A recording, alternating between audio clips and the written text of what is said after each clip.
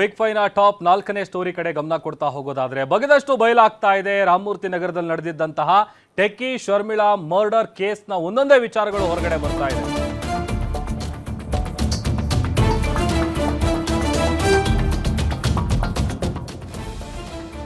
Techie Sharmila murder ಕೇಸ್ನಲ್ಲಿ big twist ಸಿಗ್ತಾ ಇದೆ. ಪೊಲೀಸರ ಬಳಿ ಹಂತಕ ಕರ್ನಲ್ ಕುರೈ ಒಂದಷ್ಟು ಸ್ಫೋಟಕ ವಿಚಾರಗಳನ್ನ ಹೇಳಿದ್ದಾನೆ. ಆರೋಪಿಯ ಹೇಳಿಕೆಯನ್ನ ಕೇಳಿ ಸ್ವತಃ ಪೊಲೀಸರೇ ಒಂದು ಕ್ಷಣ ಶಾಕ್ ಆಗಿದ್ದಾರೆ.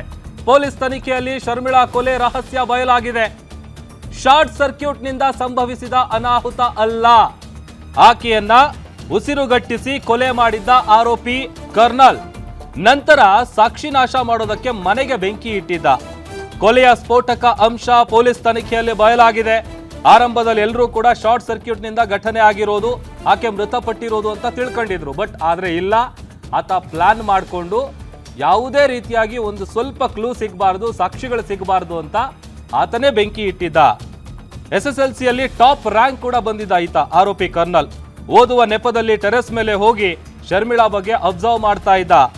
ಮಂಗಳೂರು ಮೂಲದ 34 ವರ್ಷದ ಸಾಫ್ಟ್ವೇರ್ ಉದ್ಯೋಗಿ ಶರ್ಮಿಳಾ ಏನಿದ್ದಾಳೆ, ಆಕೆಯ ಫ್ರೆಂಡ್ ಇಲ್ಲದೆ ಇರುವಂತ ಟೈಮ್ ನೋಡಿ ಮನೆಗೆ ಎಂಟ್ರಿ ಕೊಟ್ಟು ಕೊಲೆ ಮಾಡ್ತಾನೆ. ಎಂಟ್ರಿ ಕೊಟ್ಟು ಹತ್ಯೆ ಮಾಡಿ ಅಲ್ಲಿಂದ ಎಸ್ಕೇಪ್ ಆಗಿರ್ತಾನೆ ಆರೋಪಿ. ಬೆಂಗಳೂರಿನ ರಾಮಮೂರ್ತಿ ನಗರದಲ್ಲಿ ನಡೆದಿದ್ದಂತಹ ಘಟನೆ ಇದು. ವಿಚಾರಣೆಯ ಸಂದರ್ಭದಲ್ಲಿ ಒಂದಷ್ಟು ಸ್ಫೋಟಕ ವಿಚಾರಗಳನ್ನ ಆತ ಪೊಲೀಸರ ಮುಂದೆ ಬಾಯಿ ಬಿಟ್ಟಿದ್ದಾನೆ, ಹೇಗೆ ಪ್ಲಾನ್ ಮಾಡ್ಕೊಂಡಿದ್ದ ಅಂತ.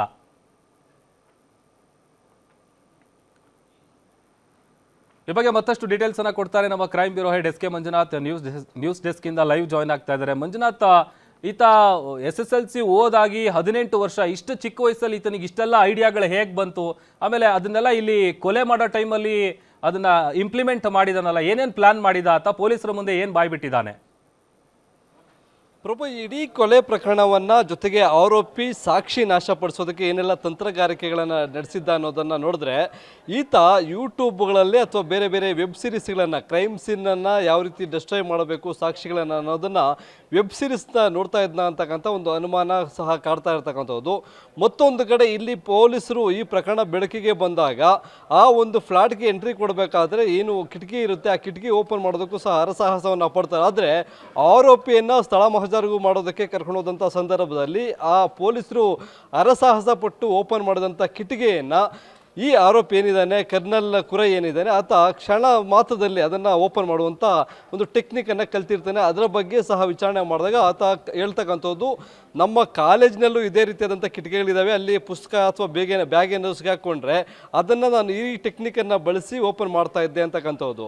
ಇಲ್ಲಿ ಕೊಲೆಯಾದ ದಿನ ಇದೇ ಕಿಟಕಿಯಲ್ಲಿ ಆರೋಪಿ ಏನು ಕರ್ನಲ್ ಕುರೈ ಇದ್ದಾನೆ, ಆ ಕಿಟಕಿ ಮುಖಾಂತರವೇ ಒಳಗಡೆ ಹೋಗಿದ್ದ ಅಂತಕ್ಕಂಥ ಮಾಹಿತಿ ಲಭ್ಯವಾಗಿದೆ. ಮೊದಲಿಗೆ ಏನು ಈಕೆಗೂ ಮತ್ತು ಆರೋಪಿ ನಡುವೆ ಯಾವ ರೀತಿಯಾಗಿ ಸಂಭಾಷಣೆ ಅಥವಾ ಪರಿಚಯ ಆಯಿತು ಅನ್ನೋದಾದರೆ, ಮೊದಲಿಗೆ ಏನು ಟೆರೆಸ್ನಲ್ಲಿರ್ತಕ್ಕಂಥ ಕೆಲವೊಂದು ಹೂ ಗಿಡಗಳೇನಿದ್ದಾವೆ ಅದಕ್ಕೆ ನೀರನ್ನು ಹಾಕೋದಕ್ಕೆ ಕೊಲೆಯಾದಂಥ ಟೆಕ್ಕಿ ಶರ್ಮಿಳಾ ಅವರು ಹೋಗಿರ್ತಾರೆ. ಆ ಸಂದರ್ಭದಲ್ಲಿ ಆಕಸ್ಮಿಕವಾಗಿ ಕಂಡಂಥ ಕರ್ನಲ್ ಕುರೈ ಆಕೆಯ ಮೇಲೆ ಒಂದು ಮನಸ್ಸು ಬೀಳುತ್ತೆ. ಇಬ್ಬರು ಸಹ ಆಗಾಗ ನೋಡೋದು, ಸ್ಮೈಲ್ ಮಾಡೋದು ಅಂತ ಮಾಡ್ತಾ ಇರ್ತಾರೆ. ಆ ಸ್ಮೈಲ್ ಮಾಡಿದ್ದನ್ನೇ ತಪ್ಪಾಗಿ ತಿಳಿದುಕೊಂಡಂಥ ಆರೋಪಿ, ಆಕೆಯ ಮನಸ್ಸು ನನ್ನ ಮೇಲಿದೆ, ನನ್ನ ಪ್ರೀತಿ ಅದನ್ನು ವ್ಯಕ್ತಪಡಿಸಿದ್ರೆ ಅದಕ್ಕೆ ಒಪ್ಕೊಳ್ತಾಳೆ ಅನ್ನೋ ಒಂದು ಭ್ರಮೆಯಲ್ಲಿ ಈತ ಟೆರೆಸ್ ಮುಖಾಂತರ ಆಕೆಯ ಮನೆಗೆ ಹೋಗಿ ಆಕೆಯನ್ನು ಹಿಂಬದಿಯಿಂದ ಗಟ್ಟಿಯಾಗಿ ತಬ್ಬಿಡ್ಕೊಳ್ಳುವಂಥ ಕೆಲಸವನ್ನು ಮಾಡ್ತಾರೆ. ಆ ಸಂದರ್ಭದಲ್ಲಿ ಆಕೆ ತಪ್ಪಿಸ್ಕೊಳ್ಳೋದಕ್ಕೆ ಏನೆಲ್ಲ ಒಂದು ಹೋರಾಟವನ್ನು ಮಾಡ್ತಾರೆ. ಆ ಸಂದರ್ಭದಲ್ಲಿ ತಲೆಗೆ ಬಿದ್ದಂಥ ಬಲವಾದ ಏಟಿಂದ ಆಕೆ ಪ್ರಜ್ಞೆ ತಪ್ಪಿ ಬಿದ್ದಿರ್ತಾಳೆ. ಅದಕ್ಕೆ ಆಗ ಏನು ಮಾಡಬೇಕು ಅನ್ನೋ ಗೊತ್ತಾಗದೆ ಆಕೆಯನ್ನು ಉಸಿರುಗಟ್ಟಿಸಿ ಆರೋಪಿ ಕೊಲೆ ಮಾಡ್ತಕ್ಕಂಥದ್ದು. ಬಳಿಕ ಸಾಕ್ಷಿ ನಾಶಪಡಿಸೋದಕ್ಕೆ ಆಕೆಯ ದೇಹವನ್ನು ಅಡುಗೆ ಮನೆಗೆ ಎಳ್ಕೊಂಡೋಗಿ ಬರ್ತಕ್ಕಂಥ ಆರೋಪಿ ಅಲ್ಲಿ ಮೊದಲಿಗೆ ಹಾಲನ್ನು ಕಾಯಿಸೋದಕ್ಕೆ ಇಟ್ಟಿರ್ತಾರೆ. ಅದು ಉಕ್ಕಿ ಆ ಸ್ಟವ್ ಆರೋಗಿರುತ್ತೆ, ಆದರೆ ಗ್ಯಾಸ್ ಮಾತ್ರ ಲೀಕ್ ಆಗ್ತಾ ಇರುತ್ತೆ.